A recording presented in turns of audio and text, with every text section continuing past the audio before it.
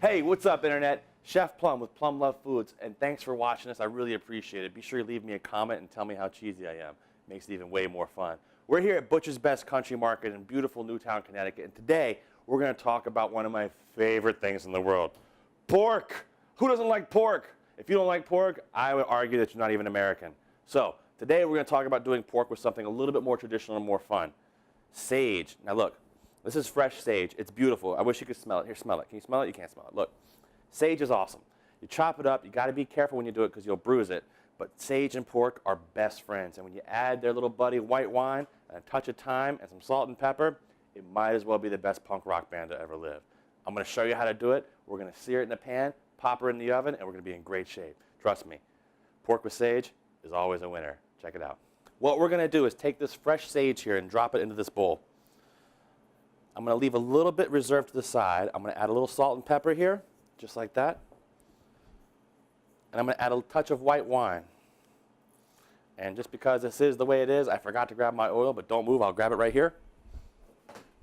It's me. And we're going to add about a teaspoon of oil. That oil is going to help keep things sticking to the pork. And I've got a little pinch of dry thyme. Now, when you use a dry ingredient like this, you want to smash it between your fingers. That brings out the natural oils in the dry ingredient. There we go. We're going to give it a little mix around just to get everybody happy in there. Then we're going to take our beautiful piece of pork loin and we're going to roll it in the mix. Get that nice and stuck to it. There we are. Now, we don't have to use it all right away. Some of it is going to come off in the pan. So our pan is nice and hot back here. What we're going to do is grab the hot pan, nice and hot, ready to go, and we're going to drop the pork right in. That's the good sound. If you don't hear that sound, your pan is not hot enough. We're going to sear it all the way around, just like with any roast. You should always sear it all the way around the pan. We're going to pull it out, and I'm actually going to retoss it in here. While that's searing, I'm going to add a little bit more white wine here, and we're going to add the rest of our sage right into this bowl. All right.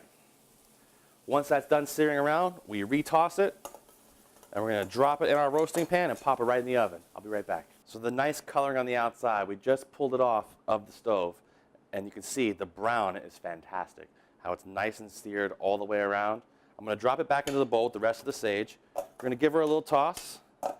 Like I said, retossing it in the sage after you've seared it, I think is a fantastic idea. You'd find some chefs who would tell you, why would you do that? Well, I'm going to tell you why. Because I think you're going to lose some of that in the pan when you're searing it. And you can replace it by dropping it back into the bowl with what you have remaining. And there, look, nice and recovered from what we had lost. So we'll move this out the way.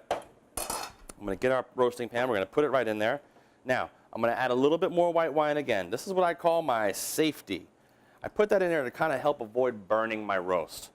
And we're going to add a couple of bay leaves in there, just like that. Boom. Pinch of that dry thyme that we had left, a little pinch of salt and pepper, not much because we are braising. We're going to wrap it in foil.